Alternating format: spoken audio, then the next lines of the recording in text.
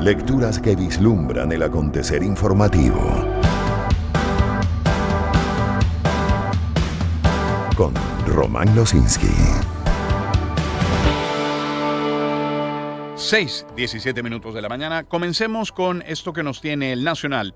Es que Foro Penal, que lidera junto a otras organizaciones, pero tiene ese rasgo de liderazgo de la defensa de los detenidos por razones políticas en Venezuela, informó que ha confirmado 266 excarcelaciones como parte del proceso de liberaciones anunciado por el gobierno encargado de Delcy Rodríguez desde el pasado 8 de enero. La cifra está actualizada hasta las 9 de la mañana del día de ayer, según detalló el presidente de la ONG, Alfredo Romero, a través de una publicación en X. El domingo en la noche, Romero informó de 104 nuevas excarcelaciones durante esa jornada, la del domingo.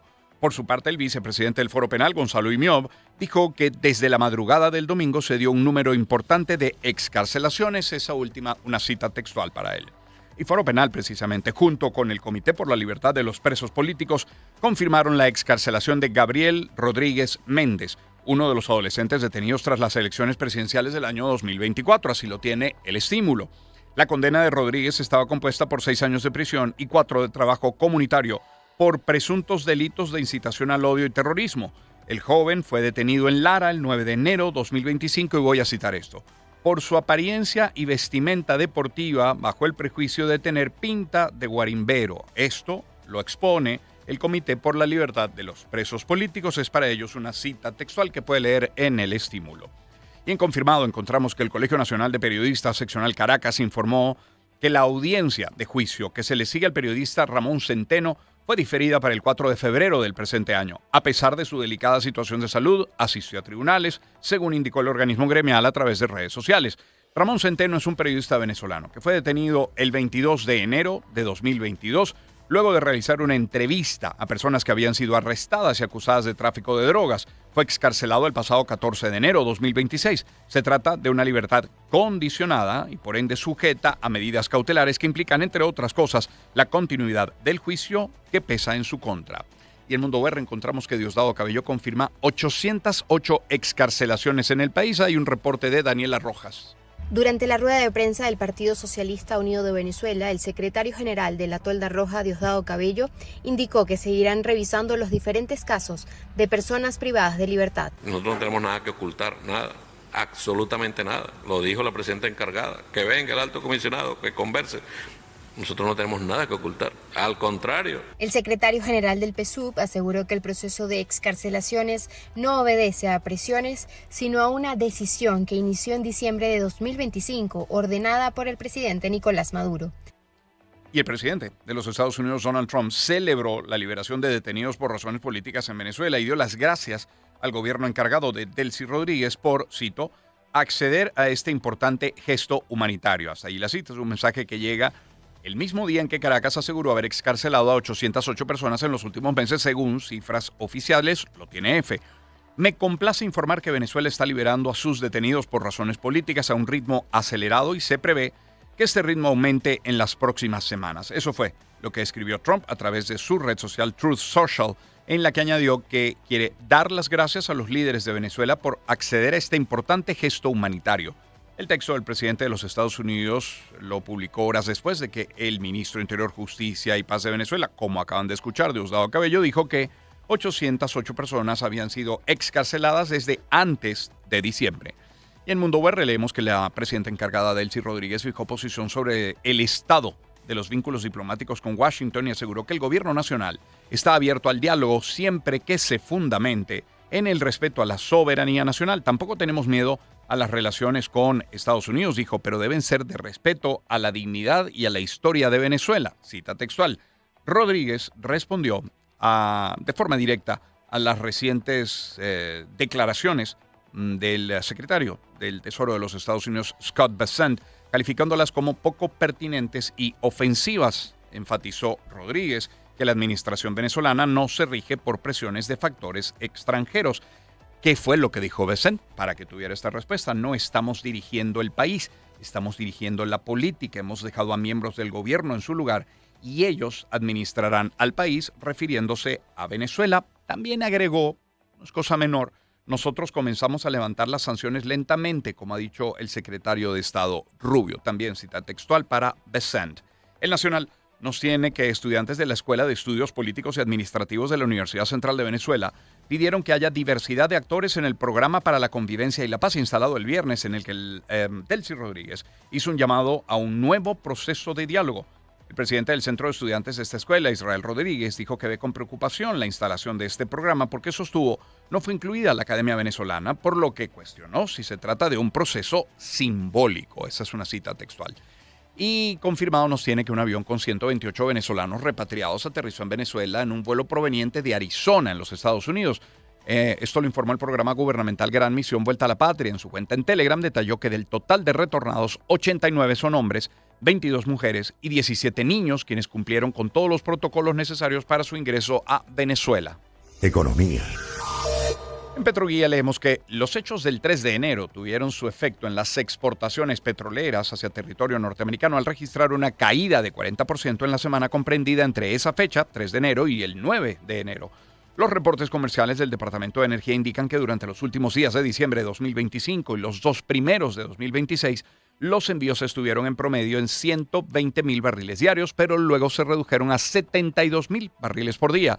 Estos volúmenes se corresponden exclusivamente a los envíos hechos por la empresa Chevron, amparada por la licencia confidencial y privada que recibió a finales de julio del año pasado por parte de la Oficina de Control de Activos Extranjeros del Departamento del Tesoro.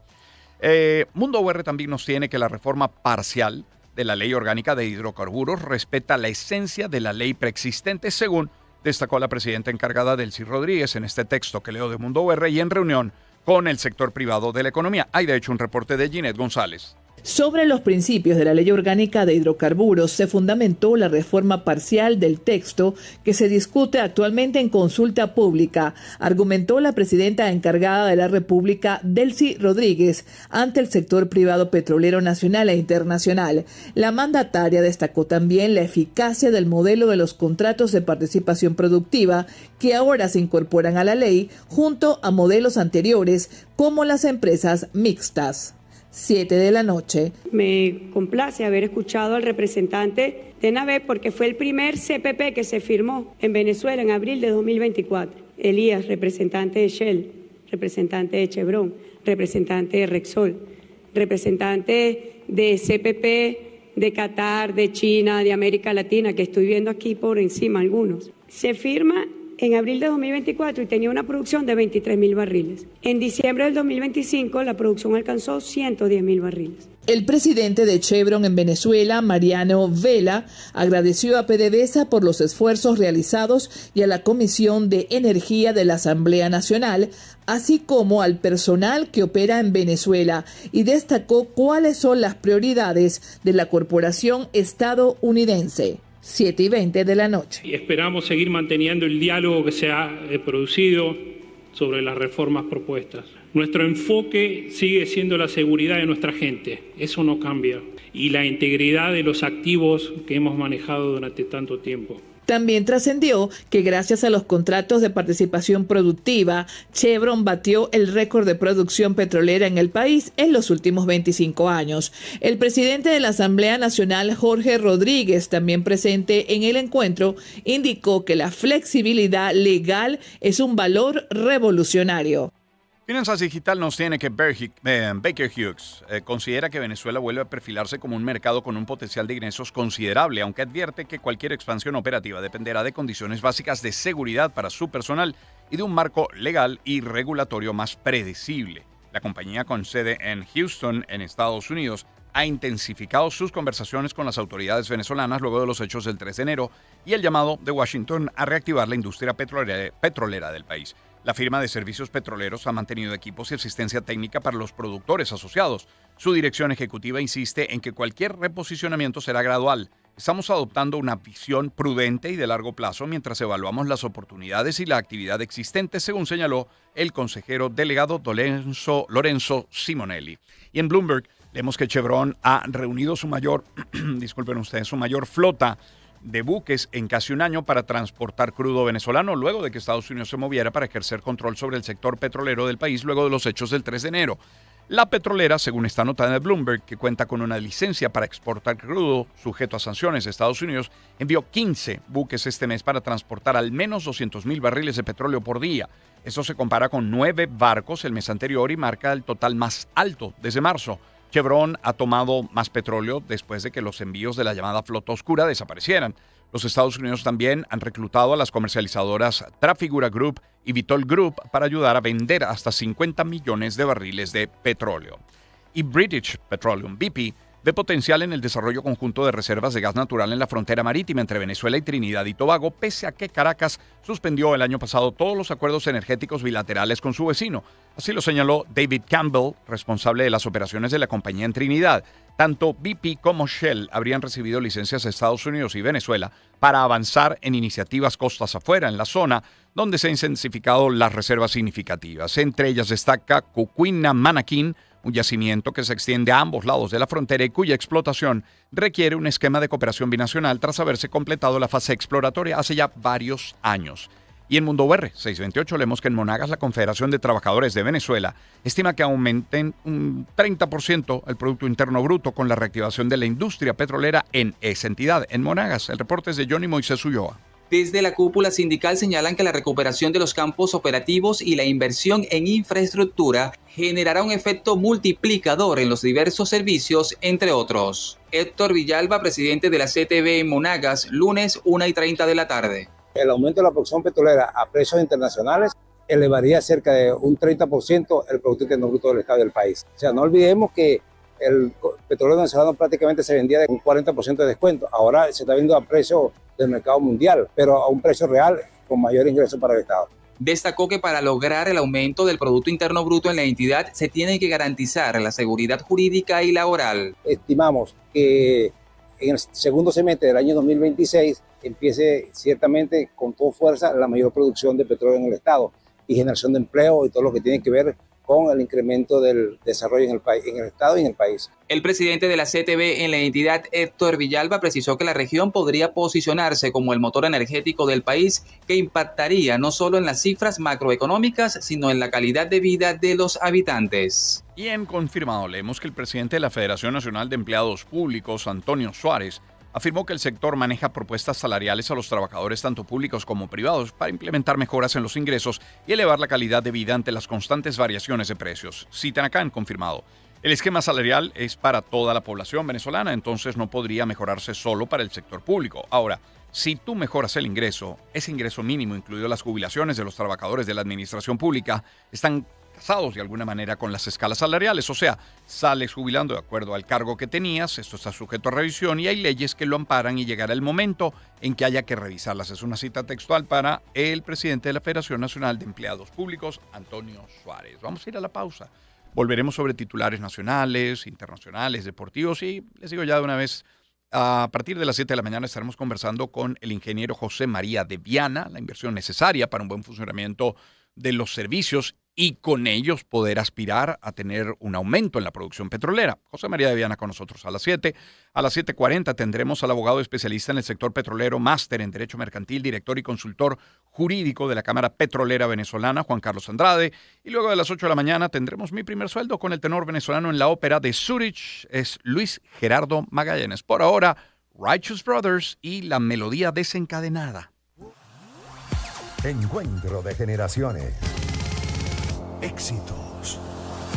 Caracas, Valencia, Maracay, Puerto La Cruz, Puerto Ordaz, Barquisimeto, El Vigía, Mérida, Táchira, Margarita, Maracaibo, Maturín. Guarenas, Guatire. Éxitos. Sonidos en primera fila.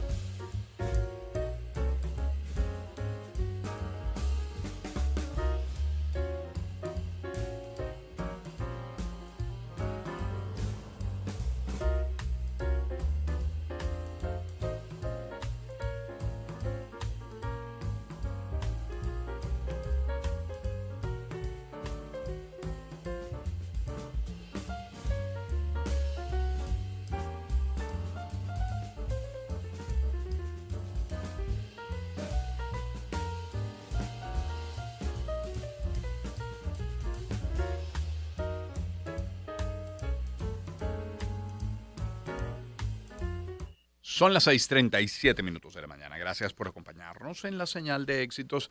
Deje que comparta algunos mensajes publicitarios antes de retomar nuestros titulares nacionales y en este caso hablarles de Plumrose. Si estás buscando una opción ligera, deliciosa para la cena o para el desayuno, la pechuga de pavo Plumrose ofrece ese sabor auténtico con pavo 100% real, bajo en calorías y con las proteínas que buscas. La pechuga de pavo Plumrose es el aliado perfecto para sándwiches, wraps, ensaladas. Plumrose sí es pavo de verdad. Y vamos a hablar también de Grupo San Simón, que combina tradición, modernidad en cada proceso productivo. Sus plantas de leche, carne y aceite incorporan tecnología de última generación mientras mantienen la filosofía de trabajo familiar que distingue a la empresa. Cada producto que llega a los hogares venezolanos es resultado de esfuerzo, dedicación y visión a largo plazo. Grupo San Simón, 82 años alimentando al país que adoramos. Y en Fospuca siguen adelante con la misma convicción de siempre y la mirada puesta en el futuro. Cada día trabajan para cuidar nuestras ciudades, para mantenerlas limpias, ordenadas, vivas, con equipos comprometidos y una vocación que no se detiene, porque creen que Venezuela merece ciudades que sean referencia, ciudades que se disfruten, ciudades que se cuiden. Siguen elevando el estándar, poniendo la vara en alto y haciendo bien lo que saben hacer bien. Fospuca, comprometidos con las ciudades que Venezuela merece. Cierro hablándoles de Grupo Leti y del crecimiento de nuestros hijos, que es sin duda una etapa maravillosa, pero una buena alimentación es determinante. Por eso contamos con Alixon de Grupo Leti, un excelente complemento alimenticio a base de hígado de bacalao con vitaminas A y D y un muy agradable sabor, por lo que es ideal para los niños. Alixon es de Grupo Leti y porque tu salud nos importa, nuestro compromiso es mayor. Lecturas informativas con Román Losinski. Son las 6:39 minutos de la mañana. Vamos a retomar los titulares con esto de turismo, por ejemplo. En Mundo OR leemos que en Táchira, comerciantes que están fuera de la zona de la Feria de San Sebastián piden promover cerca de su epicentro actividades para que también puedan ellos aprovechar la dinámica de la temporada. Es un reporte de Yoiri Sosa.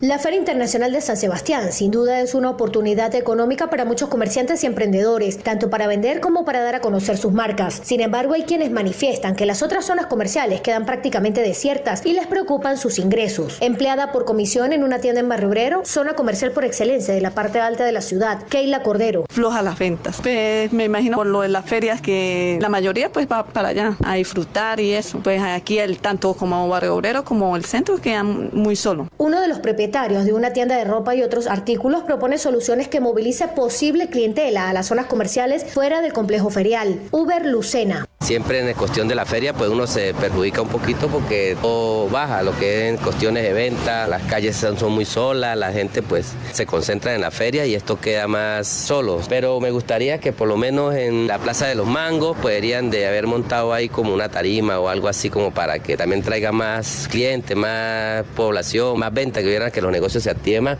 Alegan que no están en la capacidad económica para invertir en un stand, pero como comerciantes les gustaría que la feria se extendiera desde el complejo en Pueblo Nuevo a otras localidades, así atraer a turistas a conocer más partes de la ciudad y por ende tener más posibilidades de vender sus productos. Servicios públicos.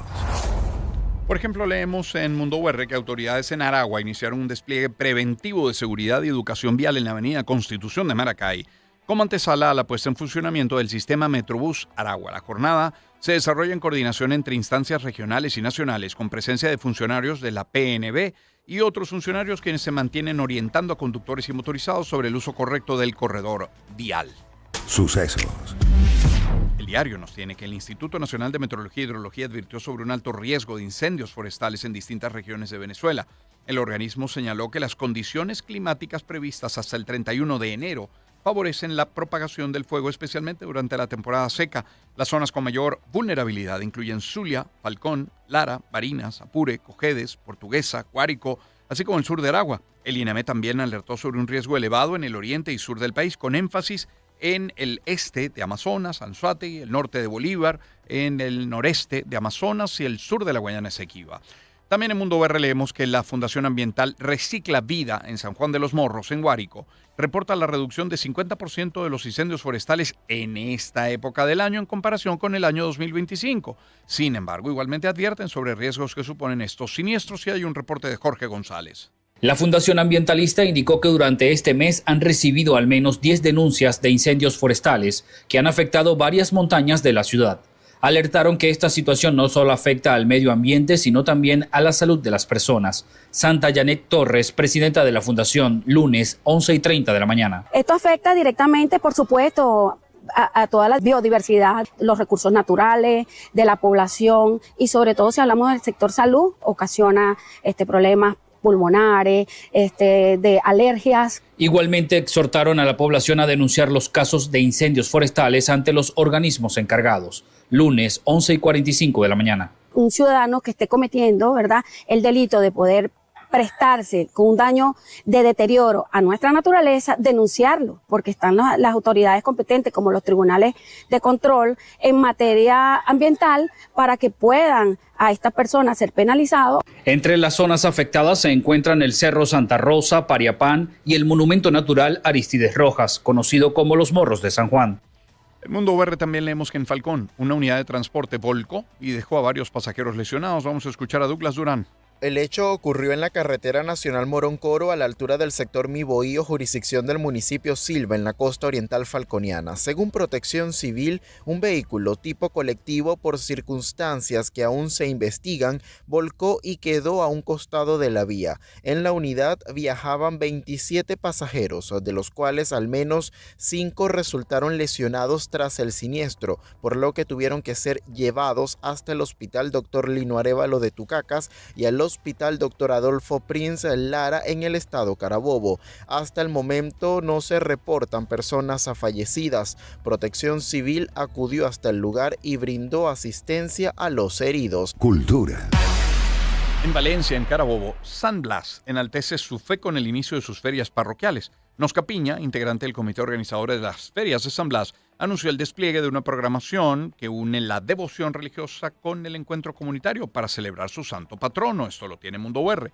Piña indicó que las festividades fueron formalmente inauguradas el pasado 25 de enero y culminan el 3 de febrero, día de San Blas, con un itinerario desde las 5:30 de la tarde hasta las 9 de la noche. Se inicia con una misa solemne y la novena en conjunto con el clero local, y posterior a la misa se realiza la apertura de stands de emprendimientos, de comida, organizado por los mismos pertenecientes miembros de la comunidad. Lo puede leer en detalle en Mundo UR. Vamos al panorama internacional. Planeta de Naciones. Internacionales. Comenzamos hoy en Centroamérica. El presidente electo de Honduras, Nasri Tito Asfura, líder del conservador Partido Nacional, asumirá el poder hoy, martes, en sustitución de Xiomara Castro, la primera mujer del país en llegar a la presidencia, arropada con la bandera del Partido Libertad y Refundación, y que no lo reconoce como su sucesor. Ahora, el estado de excepción, decretado a finales de 2022 en Honduras para frenar la criminalidad, terminó ya este lunes. Ayer, con posturas diversas, las autoridades defienden su eficacia en la reducción de los homicidios en el país y organismos de derechos humanos denuncian la violación a esos derechos, a malos tratos y torturas. También ambas notas son de F. Sudamérica. La costa ecuatoriana registra al menos 8 muertos en menos de 4 horas por ataques armados. Estefanía Chaparro tiene desde Quito el reporte. Los asesinatos se produjeron en 4 hechos violentos perpetrados la noche del domingo 25 de enero en los cantones de Manta y Montecristi, en la provincia de Manabí. El primer caso ocurrió en el sector de los artesanos de Montecristi, donde personas armadas asesinaron a 2 ciudadanos. Horas después, en el barrio 12 de octubre de Manta, una nueva víctima murió en un episodio similar. Posteriormente, en el sector Bellavista, un hombre irrumpió en una fiesta de cumpleaños y mató a un joven de 27 años. Cerca de la medianoche, sospechosos que se movilizaban en 2 camionetas llegaron al callejón 21 de la parroquia Leonidas Proaño, donde abrieron fuego contra los presentes, dejando 4 fallecidos y 5 heridos. En el lugar se levantaron indicios de munición de 9 milímetros y calibre militar. Estos sucesos ocurren mientras Manabí permanece bajo estado de excepción desde el 1 de enero del 2026, como parte de la medida del gobierno para enfrentar la inseguridad. La Policía Nacional continúa las investigaciones para identificar a los responsables y determinar el contexto de cada ataque. Eso ocurre dentro de Ecuador. Ahora, el presidente Daniel Noboa cuestionó lo que consideró una falta de firmeza para combatir el crimen organizado por parte de otros países, sin mencionar alguno específico, que no muestran, dice, reciprocidad, mientras su nación se esfuerza por combatir los delitos transnacionales en la frontera. Y vamos a Perú. Al menos 35 personas resultaron heridas tras el choque de un autobús del sistema de transporte masivo contra la base de un puente en Lima. Tenemos desde allí, desde la capital de Perú, un reporte de Oliver Rodríguez. Según la Policía de Tránsito del Perú, se trató de una unidad del Metropolitano, el sistema de autobuses articulados que circula por carriles exclusivos, que impactó por causas aún bajo investigación contra la estructura de un puente en el distrito de La Victoria, quedando prácticamente dividida tras el choque contra el muro base. Las autoridades informaron que cerca de 35 pasajeros fueron trasladados a clínicas con lesiones leves y moderadas, mientras que el conductor fue rescatado de la cabina con contusiones múltiples. Los bomberos desplegaron 6 unidades para asistir en la evacuación y restringir vías, lo que agravó la congestión vehicular en esta zona de la capital peruana. Las autoridades confirmaron que no se registraron fallecidos. El gobierno del presidente argentino Javier Milei incluyó este lunes en el temario de las sesiones extraordinarias del Congreso que comienzan el 2 de febrero el proyecto de reforma de ley penal juvenil que busca reducir a 14 años la edad de imputabilidad por delitos. Eso en Argentina. Ahora, el diputado opositor boliviano del Partido Libre, Edgar Segarra Bernal, aseguró que el expresidente Evo Morales ya no se encuentra en Bolivia y que estaría en México, debido a que el gobierno del presidente Rodrigo Paz no ejecutó en su momento la orden de aprehensión vigente contra el exmandatario. Y de allá a Colombia, el gobierno de ese país anunció medidas urgentes y drásticas para frenar la extorsión y las estafas telefónicas que se originan desde las cárceles del país, entre ellas el bloqueo inmediato de señales celulares en varias prisiones, luego de denuncias de autoridades de El Salvador sobre llamadas fraudulentas hechas desde penitenciarías en ese país andino, repito, en Colombia. Y la medición de cultivos de cocaína en Colombia será uno de los principales temas en la reunión entre los presidentes Petro y Trump. Oscar Pineda tiene desde Bogotá este informe.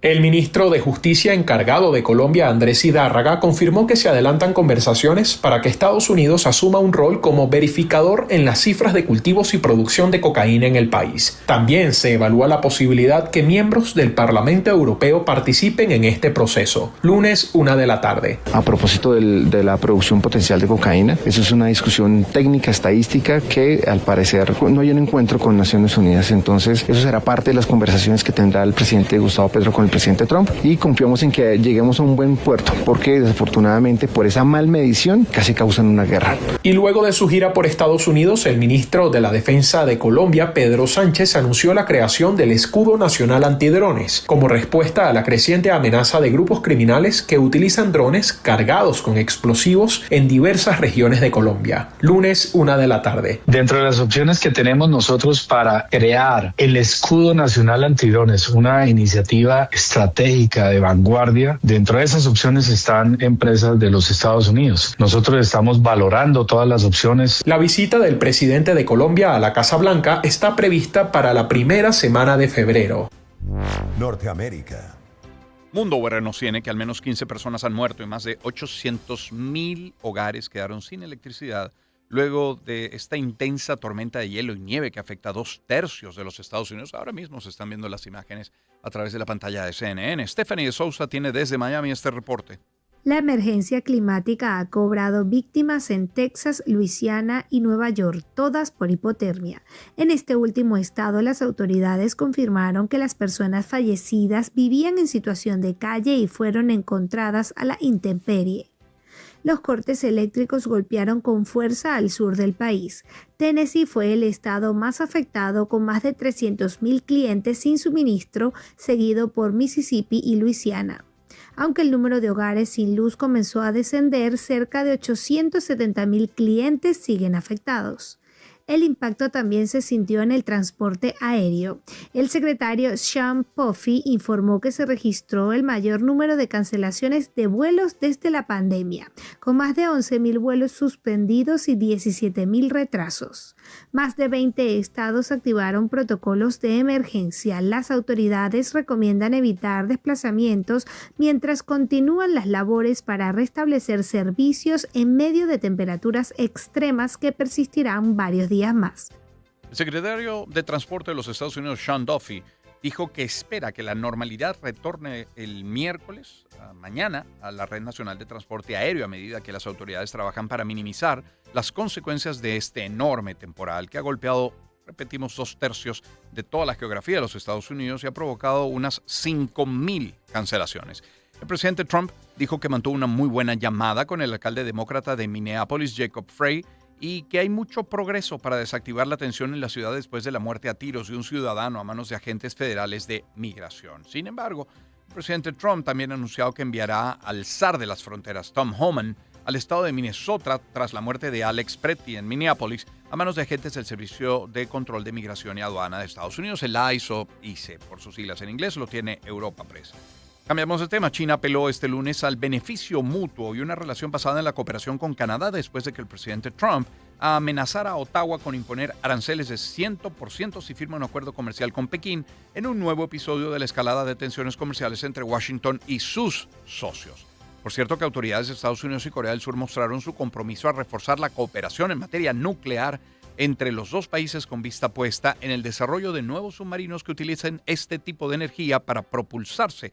Un anuncio que se produjo durante la visita del secretario adjunto de Defensa estadounidense Elbridge Colby a territorio surcoreano. Y Reuters tiene que el portaaviones nuclear estadounidense USS Abraham Lincoln, junto con su grupo de combate, llegó a Oriente Medio, según informó el lunes el Comando Central de Estados Unidos, tras el anuncio del presidente Trump de enviar una flota enorme ante la represión contra las protestas en Irán. Medio Oriente. Justamente Irán afirmó este lunes estar listo para negociar con Estados Unidos y este país quiere iniciar un diálogo genuino, pero al mismo tiempo advirtió que si sufre una agresión va a responder, es titular de EFE.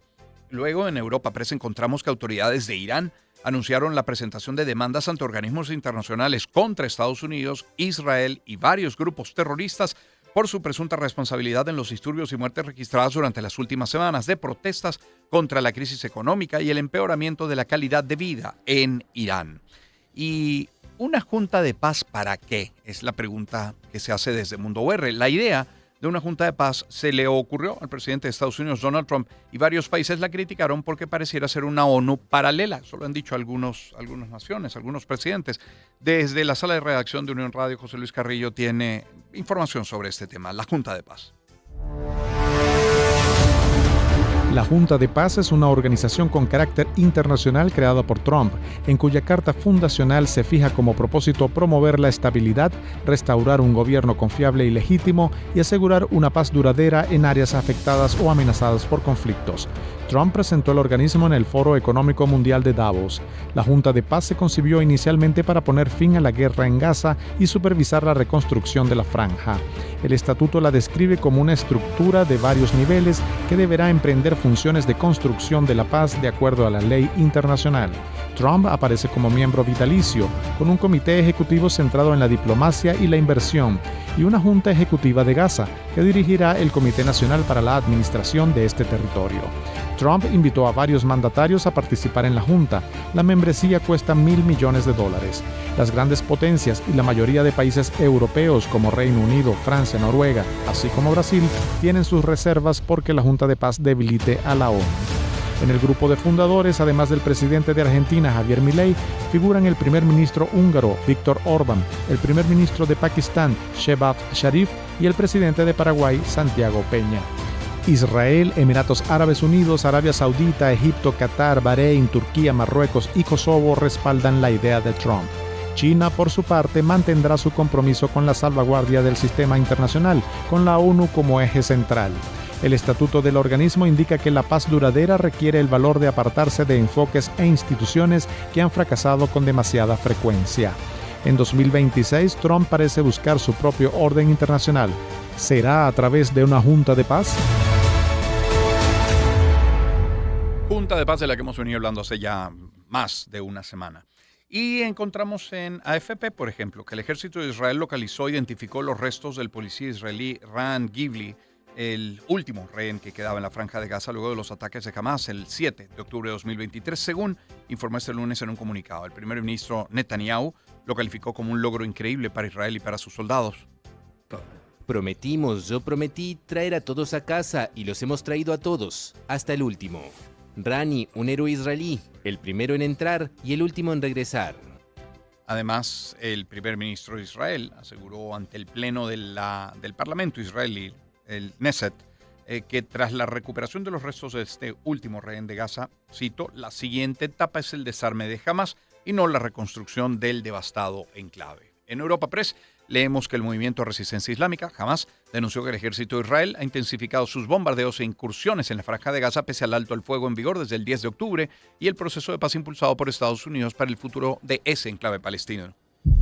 Guerra en Ucrania. El Kremlin defendió este lunes que su propuesta de desinstalar $1.000 millones destinar, quise decir, $1.000 millones de sus activos congelados para financiar la Junta de Paz para Gaza, ideada por el presidente Trump, abre sin duda nuevos horizontes para la cooperación. Y los servicios de inteligencia de Reino Unido afirmaron que Rusia hace frente a un desafío estructural a largo plazo debido a los problemas demográficos asociados al descenso de las tasas de nacimientos y el envejecimiento de la población, acentuados por la huida de unos 1.300.000 rusos a raíz de la invasión a Ucrania, desatada en febrero de 2022. El presidente de Ucrania, por cierto, Volodymyr Zelensky, apuntó que habrá otra reunión trilateral esta semana, tras la primera cita en ese formato con Estados Unidos y Rusia en Emiratos Árabes Unidos, que abordó cuestiones importantes. Europa. El gobierno de Hungría, liderado por Viktor Orbán, redobló los ataques contra las autoridades de Ucrania al asegurar que están interfiriendo en los comicios legislativos en abril para lograr un cambio ejecutivo que desbloquee la adhesión a la Unión Europea.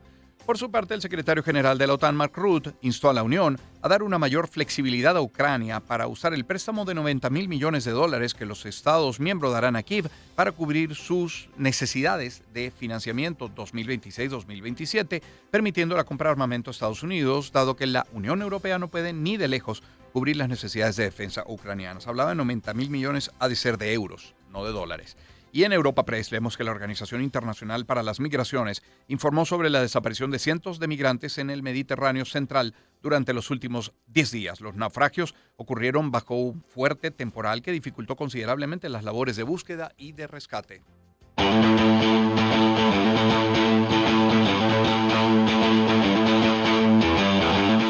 La gloria de competir. Deportes. Con Román Losinski.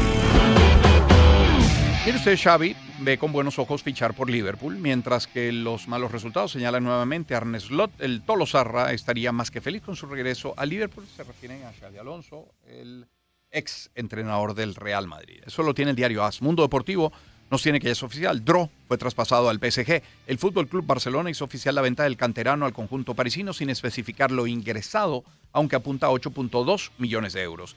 Y Enzo Alves une su futuro al Madrid. El hijo de Marcelo, el lateral izquierdo del Madrid, ha firmado su primer contrato profesional con el club blanco. A sus 16 años ya ha debutado con el Castilla y también luce con la Sub-17. En béisbol, la final ya de la temporada 25-26 de la Liga Venezolana de Béisbol Profesional comienza hoy martes en Puerto La Cruz con Caribes de Anzoátegui y Navegantes del Magallanes, reeditando la final de hace 3 campañas. Antes de saltar al terreno de juego, los equipos tuvieron que afrontar el draft de adiciones de cara a la serie definitiva para poder potenciar sus bullpens. La tribu fue la que tuvo el primer turno de escogencia y optó por el siempre rendidor Silvino Bracho, quien ganó el premio Cerrador del Año en la Liga y sobresalió en el round robin con 4 rescates en 7 juegos con Águilas del Zulia. Magallanes, por su parte, también buscó un brazo que refuerce su bullpen y lo encontró con el norteamericano Ronnie Williams, quien habría fungido como refuerzo para Cardenales de Lara en el todos contra todos.